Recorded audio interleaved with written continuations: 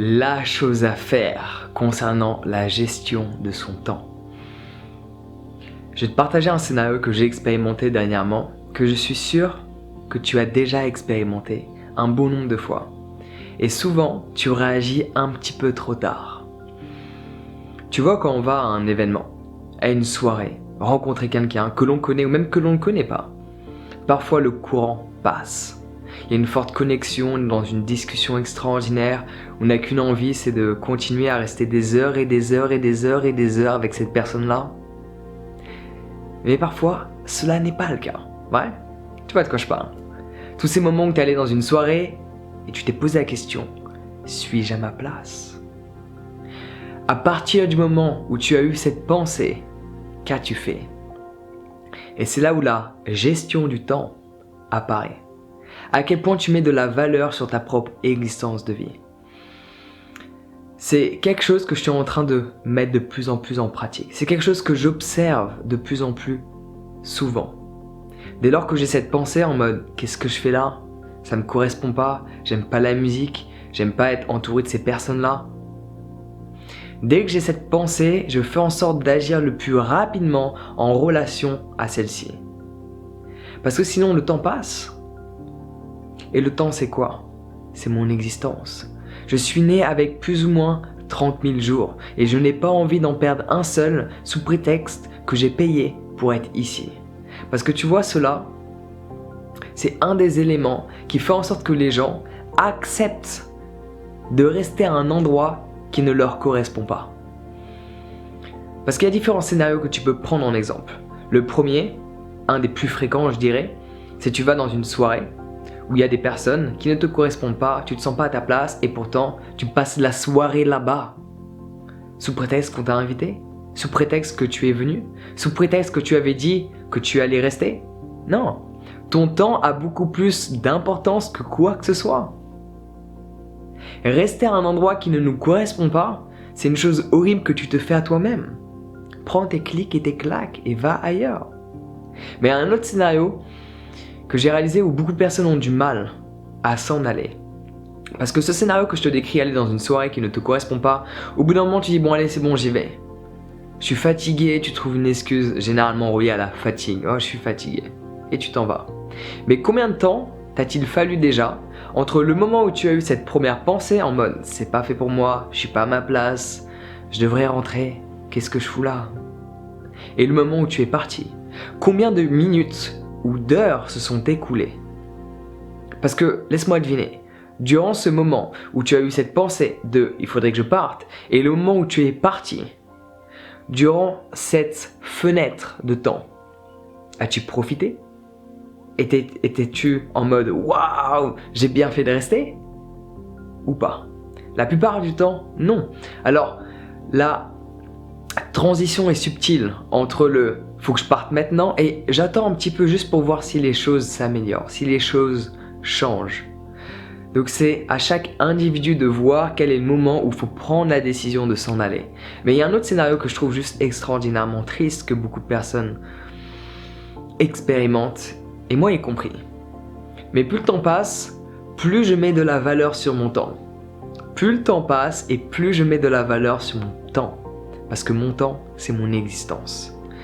Il y a 2 nuits de cela, je suis allé danser. Ça faisait 4 jours que je n'avais pas dansé, j'en mourais d'envie. J'avais qu'une envie, c'était de bouger mon corps sur le dance floor. Wouh! Je suis arrivé et là je me suis dit, il y a quelque chose qui semble bizarre. Elles sont où les platines? Il y avait une nana, c'était sa première fois qu'elle était là, à cet endroit où je vais danser de base. Et elle n'a pas de platine, elle faisait le DJ avec une tablette. What? Après je me suis dit, écoute Jean, autant on va balancer le meilleur son qui existe. Mets cette pensée de côté. Et là j'ai commencé à me mettre dans le flow, à me mettre dans la musique. Chose que de base, je n'ai pas besoin de faire quand la musique est bien dès le début.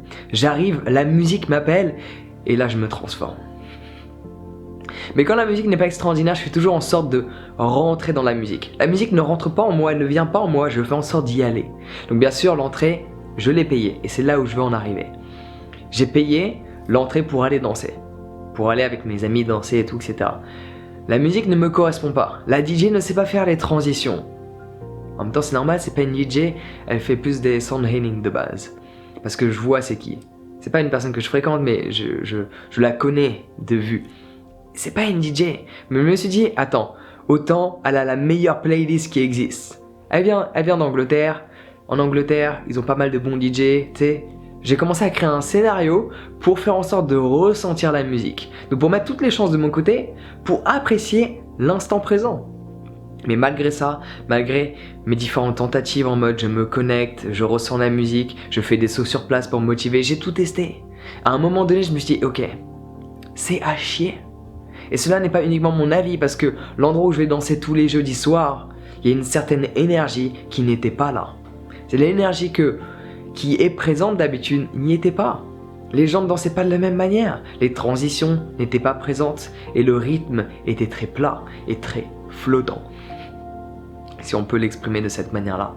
Et là, j'ai eu cette pensée, au bout de 25 minutes, 5 minutes plus tard, j'ai pris mes clics et mes claques et je me suis en allé. J'ai dit à une de mes amies, écoute, c'est pas pour moi, j'y vais. Et allez, je suis allé faire autre chose. Je suis allé au restaurant, voir d'autres amis. Mais tu vois, beaucoup de personnes ont du mal à faire ça. Combien de personnes vont voir un film parce que la plupart des gens ne dansent pas, ok, même s'ils devraient parce que c'est extrêmement libérateur, ouais. Mais sous prétexte qu'ils ont payé, ils ne veulent pas s'en aller. Mais laisse-moi te poser la question suivante. Est-ce que ton temps a plus de valeur que le prix que tu vas payer pour une activité? Réponds à cette question. Est-ce que le temps que tu disposes a beaucoup plus de valeur que n'importe quel prix que tu peux payer pour une activité? Combien de personnes vont au cinéma et payent 10 balles pour aller voir un film, ou je sais pas combien c'est maintenant au cinéma, ça a sûrement augmenté, 15 €. 15 € pour voir un film. Et au bout d'une demi-heure, le film est toujours à chier et il reste sous prétexte qu'ils ont payé? Attends, excuse-moi, 1 heure de ton temps n'a pas beaucoup plus de valeur que 15 € que tu peux mettre dans un film? Parce que l'argent, ça va et ça vient, mais ton temps ne fait que s'en aller. Regarde ta montre, c'est pas les aiguilles qui tournent, c'est ton existence qui s'écoule. Et durant cette heure-là, certes c'est dommage, tu vas peut-être pas te faire rembourser, voire sûrement pas. Et tu devrais même pas demander de te faire rembourser. Tu devrais juste t'en aller parce que tu as pris conscience que ton temps est la chose la plus précieuse que tu ne possèdes pas. Oh yeah, parce que le temps, cela ne se possède pas. On le loue durant une certaine période. Et on ne sait même pas à quel point cette période sera longue. On sait juste que plus ou moins c'est 30 000 jours. La plupart des gens en moyenne meurent à 82 ans. Mais peut-être que tu vas avoir que 25 000 jours, peut-être que 20 000, peut-être tu vas en avoir 35 000. Mais chaque jour est composé de plusieurs heures. Es-tu prêt à en gâcher sous prétexte que tu as payé? Ton temps a beaucoup plus de valeur que l'argent que tu dépenses. Donc fais le test la prochaine fois que tu vas dans une soirée que tu as payé ou pas, et que tu te sens pas à l'aise, que tu te sens pas à ta place. Qu'attends-tu pour prendre tes clics et tes claques? Le temps que tu disposes a beaucoup plus de valeur que quoi que ce soit dans cette réalité. Parce que tu peux très bien l'échanger pour une autre activité.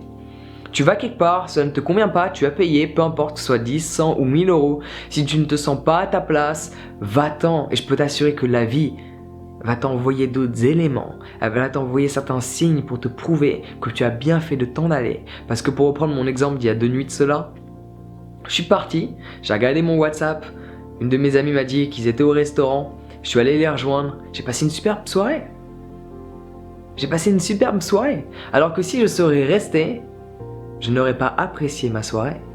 Et le but c'est d'apprécier le temps qu'on a à disposition, là, ici et maintenant. Et pour ça, il faut que tu apprennes à te reconnecter à l'instant présent. Mais quand tu as certaines pensées qui émergent parce qu'elles sont reliées à certains feelings, à certaines émotions que tu ressens dues aux événements que tu expérimentes, écoute ces pensées pour les mettre de côté. Parce que si tu n'écoutes pas ces pensées qui te traversent l'esprit en te disant que tu n'es pas à ta place, ces pensées sont constamment là et t'empêchent pleinement d'être dans l'instant présent. Mais dès lors que tu prends la décision de t'en aller, dès lors que tu as toutes ces pensées qui te disent « prends tes clics et tes claques, tu n'es pas à ta place », ces pensées ont disparu. Et là, tu peux profiter pleinement de l'instant présent et apprécier cette existence qui t'a été donnée. Donc tel est le message que j'avais besoin de partager. Sur ce, prends soin de toi, passe une excellente journée et à bientôt.